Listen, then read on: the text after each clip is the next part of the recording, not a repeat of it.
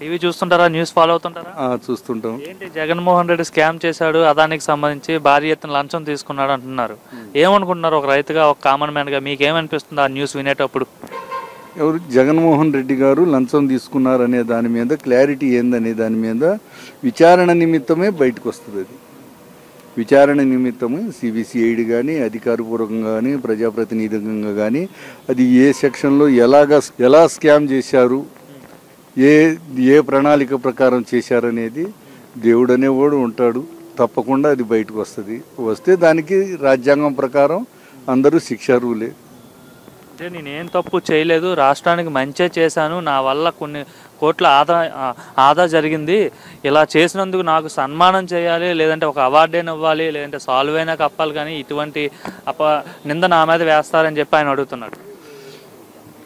ఒక ఫిర్యాదుదారుడు ఫిర్యాదు చేసినప్పుడు ప్రతివాదిగా ఏం చెప్తారంటే, ఏ మెజిస్ట్రేట్ ముందైనా ఎవరి ముందైనా నేరం నుంచి తప్పించుకోవటం కోసం ఆ నేరానికి నాకు సంబంధం లేదనేది ఇది ఊదపదం.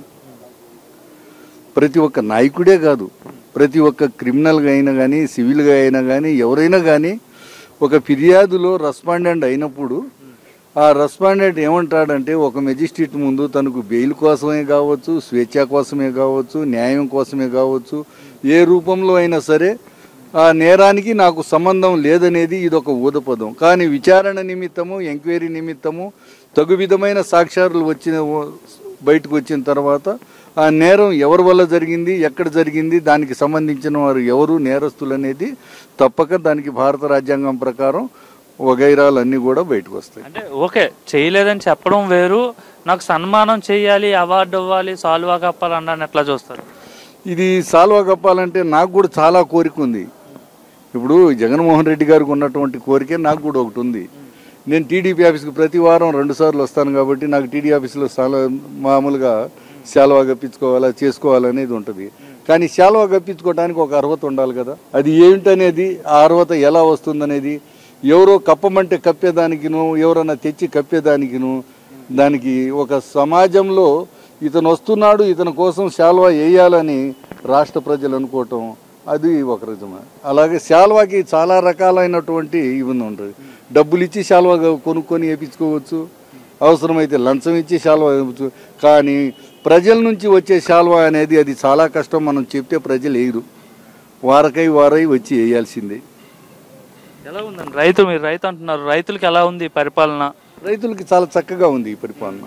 ఎందుకంటే ఎలాంటి ఇబ్బందులు లేకుండా వర్షాభావ ప్రాంతంలో కానీ వరద బాధితులకు కానీ దేనికైనా మన యొక్క ప్రభుత్వంలో నారా చంద్రబాబు నాయుడు గారు తను శ్రమిస్తున్నటువంటి శ్రమ, అతను ప్రజల కోసమే పుట్టాడనేది ప్రజలు తనకి ఒక పట్టం కట్టడమే కాదు. ఈరోజు చంద్రబాబు నాయుడు గారు ముందు పుట్టారా, వ్యవసాయ రంగానికి తెలివితేటలు ముందు పుట్టినాయి అనే దాని మీద కూడా ఒక సబ్జెక్ట్ వస్తుందన్నమాట. చక్కగా ఉంది పరిపాలన. అలానే గెలిచినటువంటి ఎమ్మెల్యేలు కూడా చక్కగా చేస్తున్నారు, అలాగనే మంత్రివర్గం కూడా చాలా చక్కగా చేస్తుంది.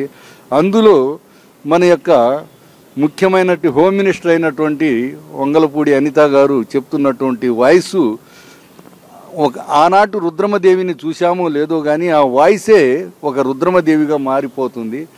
ఆ వాయిస్ దెబ్బకే చాలామంది అవినీతి పరులు అసెంబ్లీకి కాదు కదా, వాళ్ళ ఎమ్మెల్యే స్థానాన్ని కూడా, వాళ్ళ ప్రతిపక్ష స్థానాన్ని కూడా కోల్పోవడానికి సిద్ధమైపోయినారు.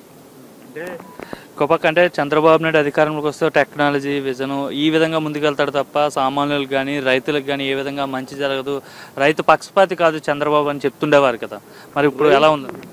రైతు పక్షపాతి కాదు చంద్రబాబు నాయుడు గారు అంటాం అనేది అది పచ్చి అబద్ధం. రైతు కుటుంబంలో నుంచి ఒకనాటు ఆయన విద్యాభ్యాసానికి సైకిల్ దొక్కోవటానికి దారి లేని ఊరు నారావారిపల్లె.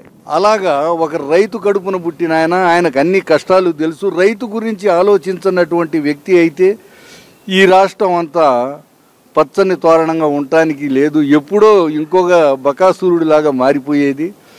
ఈరోజు రైతు బిడ్డే రేపు రాజు అవుతున్నాడు. అలాగా రాజు నిలబడటానికి ఒక రాజధాని కావాలి. అలానే రాజధాని అనేది 3 రాజధానుల పేరుతోటి కూడా చెప్పుకొచ్చారు గత ప్రభుత్వంలో. అంటే కంప్యూటర్ ఒక సాట, ప్రింటర్ ఒక సాట, జిరాక్స్ మిషన్ ఒక సాట. అన్నట్టుంది. జిరాక్స్ ఒకసారి తీపించుకొని కంప్యూటర్ రోడ్ కాడికి ఇంకోసారి పోయినట్టు 3 రాజధానుల పేర్లు చెప్పారనమాట. కానీ ఆ 3 రాజధానులు ఎక్కడ శంకుస్థాపన చేశారనేది కూడా లేదనమాట. ఈరోజు రావచ్చు రాజధానికి చక్కగా, ఎక్కడ మీ రాజధాని అంటే అమరావతి. చక్కగా ఎన్న కళ్ళు మూసుకొని పోయినా కానీ ఇంతకుముందు కర్నూలు నుంచి రాజధానికి రావడానికి 18 గంటలు పట్టేది.